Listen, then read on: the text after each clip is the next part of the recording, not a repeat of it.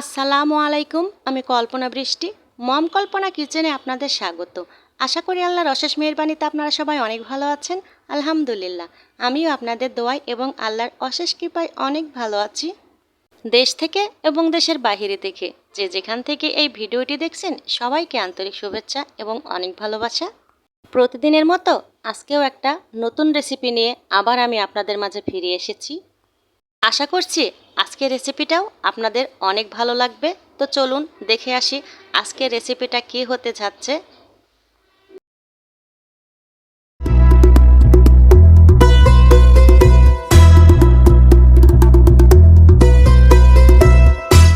আজকেও কিন্তু আরও একটা আচারের রেসিপি আমি আপনাদের সঙ্গে শেয়ার করব। আজকের রেসিপিটা হচ্ছে টক ঝাল মিষ্টি কাঁচা আমের আচার। এখানে আমি হাফ কেজি মতো দুইটা বড় বড় কাঁচা আম নিয়ে নিয়েছি, একেবারে টাটকা ফ্রেশ আম। এবার আমি আমটাকে মাথার অংশটা একটু বেশি করে ফেলে দেব। এই যে দেখুন আমি কিভাবে ফেলে দিয়েছি। ফেলে দেওয়ার পরে এবার ভালোভাবে কিন্তু আমি এই যে ছিলে নিচ্ছি। দেখুন উপরে সুন্দর করে সবুজটা ছাড়াই কিন্তু বিনিয়ে নিতে হবে, যেন কোনো জায়গায় একটু সবুজ অংশ না থাকে, তাহলে আচারটা দেখতেও সুন্দর লাগবে, খেতেও কিন্তু অনেক মজা লাগবে। এই আমের আচারটা এক একজন এক এক রকম করে বানিয়ে থাকে। আমি আমার মতো করে আজকে এই আমের আচারটা বানিয়ে আপনাদেরকে দেখাবো। আমটা অলরেডি খোসাটা ছাড়ানো হয়ে গিয়েছে। এবার ছোটোখাটো যে সবুজ অংশগুলো আছে আমি সেগুলোকেও কিন্তু ফেলে দিচ্ছি। দেখুন আমটা কিন্তু খুব সুন্দর খোসাটা ছাড়ানো হয়েছে দেখুন। এবার আমি আমটাকে দুই ফালি করে নেব। এই যে দেখুন ভিতরে কিন্তু হালকা হালকা আঠিটা একটু শক্ত হয়েছে। এই শক্তটা হওয়ার কারণে আচারটা কিন্তু খুব সুন্দর হবে, ভেঙে যাবে না। এই যে দেখুন একটু হালকা কিন্তু আঠিটা শক্ত হয়েছে। এই আমের আচারটা এই ধরনের আম হলে খুবই ভালো হয়। অল্প অল্প আঁটি দড়ানো আমগুলোই কিন্তু খুব সুন্দর হয় এই আমের আচারটা। এবার আমি একটা সাইডের আমি 4টা করে টুকরো করে নেব। বেশি মোটাও করব না, আবার বেশি যে কোনো করব না। দেখুন আমি কোন সাইজে কেটে নিচ্ছি। এই যে দেখুন আমি এক ফালিকে 4টা করে ফালি করে নেব। আমি আবারও আপনাদের দেখানোর চেষ্টা করছি যে এই যে 4টা অংশটা একই সমান আকারে কিন্তু কাটা হয়েছে। এই যে প্রত্যেকটাই কিন্তু আমি অফ ক্যামেরায় কেটে নিয়ে এই যে চলে এসেছি এখানে। দেখুন পারফেক্ট কিন্তু কাটিংটা হয়েছে। এবার ভালোভাবে ভরপুর পানি দিয়ে 3 থেকে 4 বার কিন্তু আমগুলোকে ভালোভাবে কষ ছাড়িয়ে নেব। একদম কষলিয়ে কষলিয়ে কিন্তু আমটাকে ধুয়ে নেব। দেখুন আমি কিভাবে কষলিয়ে কষলিয়ে ধুচ্ছি, ঠিক সেভাবে আপনাদেরকে ধুয়ে নিতে হবে 3 থেকে 4 বার পানি দিয়ে। যতক্ষণ পানির রঙটা সাদা না হয়ে আসবে ততক্ষণ আমি ধুয়ে নেব। এই যে দেখুন অসাধারণ কিন্তু ধোয়া হয়েছে, পানির রঙটা কিন্তু একেবারে সাদা হয়ে গিয়েছে, একটুও আর কষ দেখা যাচ্ছে না। আমগুলো ধুয়ে নেওয়ার পরে এবার আমি 1 চামচ বড়সড় 1 চামচেরই কিন্তু লবণ আমি দিয়ে দিয়েছি। দেওয়ার পরে আমগুলো আমি এই যে লবণ পানিতে নিম্ন 2 ঘন্টা আমি ভিজিয়ে রাখবো। এই যে দেখুন আমগুলোকে একটু নেড়ে চেড়ে লবণটাকে মিশিয়ে দিয়ে 2 ঘন্টা মতো আমি এই পানিতে ভিজিয়ে রাখবো, যেন কষটা সম্পূর্ণ বের হয়ে যায়। 2 ঘন্টা পরে আমি আবার কিন্তু ফিরে এসেছি। এইবার দেখুন আমের কালারটা কেমন হয়েছে। একেবারে ভেতর থেকে টকটা বের হয়ে কালারটা কিন্তু একেবারে চেঞ্জ হয়ে গিয়েছে। দেখুন আগে কিন্তু বেশি সাদা মনে হচ্ছিল, আর এখন কিন্তু একটু ঘিয়া কালার কিন্তু ভাব হয়ে গিয়েছে। ভিতর থেকে এই যে টকটা বের হয়ে গিয়েছে, দেখতে কিন্তু দারুণ লাগছে। এই যে দেখুন 2 ঘন্টা পরে কষটা বের হয়ে আমটার কালারটাই চেঞ্জ হয়ে গেছে। এবার আমি আমগুলোকে একটা কিচেন টিস্যু দিয়ে সুন্দরভাবে কিন্তু পানিগুলো আমি সুন্দর করে মুছে নেব, যেন আমের গায়ে বাড়তি কোনো পানি না থাকে। দেখুন আমি কিভাবে মুছে নিচ্ছি। একটা কিচেন টিস্যু আমি নিচে দিয়েছি, আর একটা দিয়ে আমি ওপর অংশটা সম্পূর্ণ ভালোভাবে মুছে নেব। এই যে বাড়তি যে পানিটা সম্পূর্ণ আমাকে মুছে নিতে হবে।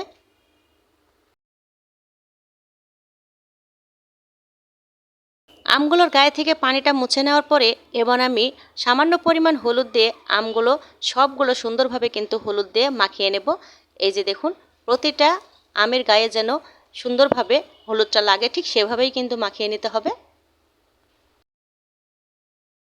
এই যে দেখুন প্রতিটা আমের গায়ে কিন্তু সুন্দরভাবে হলুদ কিন্তু লেগে গিয়েছে।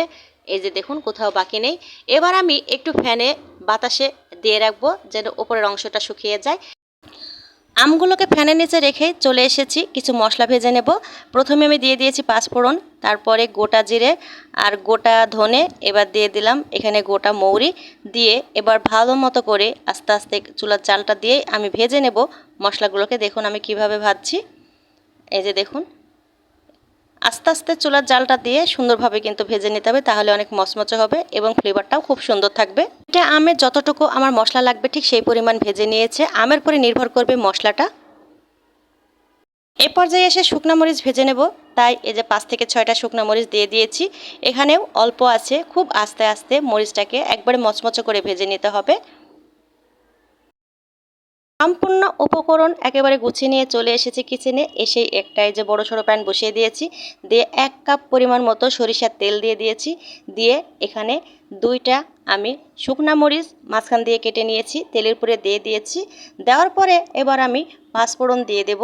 অর্ধেকটা আমি ভেজে নিয়েছি আর অর্ধেকটার ভিতরে দিয়ে দেব।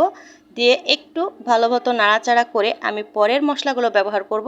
এ পর্যায়ে দিয়ে দেব ছোটো চামচের 1 চামচ মৌরি বা মিষ্টি জিরে, তারপরে দিয়ে দেব আমি এখানে মেথি ছোটো চামচের 1 চামচ। দেওয়ার পরে ভালোভাবে মশলাগুলো আবার একটু মিশিয়ে কষিয়ে নেব। নেওয়ার পরে এবার পরবর্তী স্টেপে আমি এখানে সাদা সরিষা দিয়ে নিলাম ছোটো চামচের 1 চামচ, আর এই যে কালো সরিষা দিয়ে নিয়েছি বা লাল সরিষা দিয়ে নিয়েছি ছোটো চামচের 1 চামচ। এই মশলাগুলো দেওয়ার পরে ভালোভাবে কিন্তু আবার মশলাগুলো তেলের সঙ্গে কিন্তু কষিয়ে নিতে হবে। নেওয়ার পরে এইবার এই যে এখানে আমি 1 চামচ মতো রসুন বাটা দিয়ে দিলাম আর 1 চামচ মতো আদা বাটা দিয়ে দিলাম। আদা এবং রসুনে এই টক মিষ্টি ঝাল আচারটাকে আরও ফ্লেভার আনতে সাহায্য করবে, অসাধারণ কিন্তু একটা টেস্টও নিয়ে আসবে। এবার আমি সম্পূর্ণ মশলাগুলো তেলের সঙ্গে ভালোভাবে নেড়েচেড়ে একটু কষিয়ে নেব। এই যে দেখুন কিভাবে আমি কষিয়ে নিয়েছি। এই যে অলরেডি আমার তেলের মশলাগুলো কিন্তু কষানো হয়ে গিয়েছে। এবার আমগুলো দিয়ে দেব। দেখুন আমগুলো কিন্তু ফ্যানের বাতাসে অনেকটাই শুকিয়ে গেছে। এবার আমগুলোকে তেলের উপরে দেওয়ার পরে এবার ভালোভাবে কিন্তু মশলাগুলো এবং তেলটাকে আমের সঙ্গে একেবারে মিশিয়ে দিতে হবে। মিশিয়ে দেওয়ার পরে এই যে আমি একটা তেজপাতা 2 টুকরো করে দিয়ে দিয়েছি। এটা শুধু ফ্লেভারের জন্য, আমার কাছে অপশনাল, আপনারা দিতেও পারেন নাও পারেন। আমি তো দিয়েছি, খুব ভালো লাগে তাই। এবার আমি দিয়ে দেব 1 চামচ মতো হলুদের গুঁড়ো। খেয়াল রাখতে হবে আমি কিন্তু হলুদের গুঁড়ো দিয়ে আমটাকে মাখিয়ে রেখেছিলাম, সেই মোতাবেক সুন্দরভাবে কিন্তু বুঝে শুনে হলুদটাকে দিতে হবে। হলুদটা দেওয়ার পরে আমি এখানে আধা চামচ মতো শুকনা মরিচের গুঁড়ো ব্যবহার করেছি, কেননা পরে আমি চিলি ফ্লেক্স ব্যবহার করব, তাই মরিচটাকেও কিন্তু বুঝে শুনেই দিতে হবে। দেখুন মরিচটা দেওয়ার পরে এবার আমগুলোকে ভালোভাবে কিন্তু আবার কষিয়ে নিতে হবে। আমগুলো যখন অর্ধেকটা সেদ্ধ হয়ে আসবে এ পর্যায়ে আমি দিয়ে দেব এই যে চিনি। এখানে আমি 250 গ্রাম মতো চিনি নিয়ে নিয়েছি। এই আচারে চিনি বা গুড় আপনাদের পছন্দ মতোই ব্যবহার করতে পারবেন, যে যেটাতে পছন্দ সে সেটাই ব্যবহার করে আচারটাকে বানিয়ে নেবেন।